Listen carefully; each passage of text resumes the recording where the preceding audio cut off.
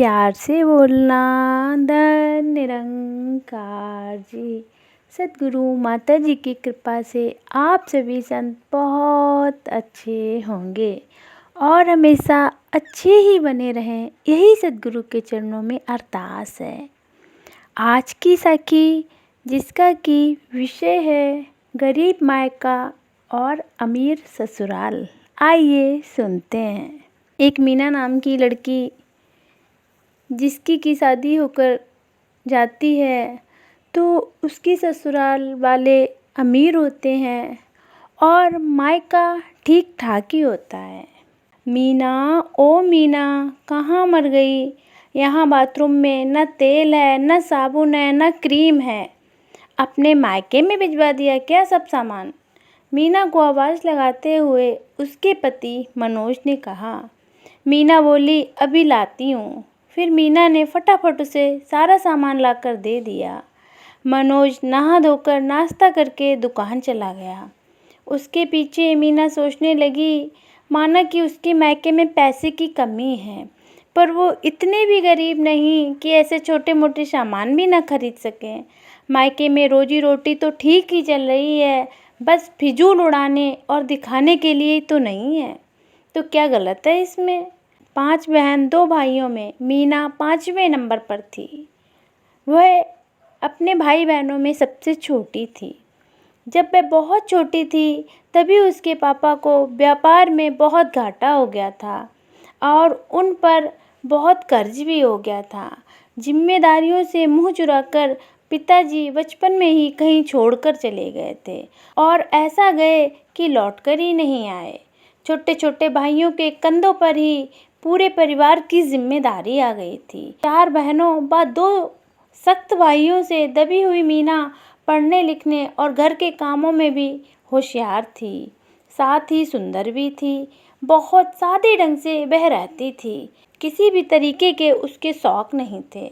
मीना की सास रोहिणी को भी एक घरेलू सुंदर समझदार गुड़ी लड़की की तलाश थी। मीना के गुणों को देखते हुए ही उन्होंने उसे अपनी बहू के रूप में पसंद किया था। मीना के मायके और ससुराल में बहुत अंतर था। जहाँ उसका मायका बस ठीक ठाक था, वहीं ससुराल में किसी भी तरह की कोई कमी नहीं थी। वैसे तो मनोज मीना से बहुत प्यार करता था, लेकिन जब उसे गुस्सा आता था तो वह मीना की ऐसे ही बिना सोचे समझे बेइज्जती कर देता था। हमेशा ही उसके मायके को लेकर उसको ताना दे देता था। मीना की 2 देवरानियां और भी थीं, पर वे दोनों ही अमीर मायके से थीं। हमेशा अपने मायके का ही बखान करती रहती थीं। मायके से महंगे महंगे सामान लाती और वहाँ से मिले रुपए से खूब मौज करती थीं। उनकी पति या सास रोहिणी से कुछ कहा सुनी होती थी तो तुरंत मायके जाने की धमकी दे दिया करती थी। फ़ोन करके मायके वालों को बुला भी लेती थी और 2-4 दिन के लिए चली भी जाती थी। फिर उनके पति ही मना कर लाते थे। मीना के भाई पहले से ही जैसे तैसे समय काट रहे थे, इसीलिए मीना चाहकर भी ना तो कोई बात मायके में बता पाती थी और ना ही मायके जाना चाहती थी। मीना के सास, देवर और पति को यह बात अच्छे से पता थी कि मीना को मायके का कोई सहारा नहीं है। इस बात का वे खूब फायदा उठाते थे। वे मीना की देवरानियों से तो दबे रहते थे, पर मीना से किसी भी तरह से नहीं। उन्हें पता था कि हमारे कुछ कहते ही दोनों छोटी बहू तो घर छोड़कर अपने मायके भाग जाएंगी, हमें ही इन्हें मनाकर लाना पड़ेगा। वहीं मीना कहीं नहीं जा सकती थी। वह मीना को खूब जलीकटी सुना देते थे। मीना बस मन मसोस कर चुप रह जाती थी। कोई भी त्योहार होता, मीना की दोनों देवरानी तो अपने मायके जाने की तैयारी करने लग जाती।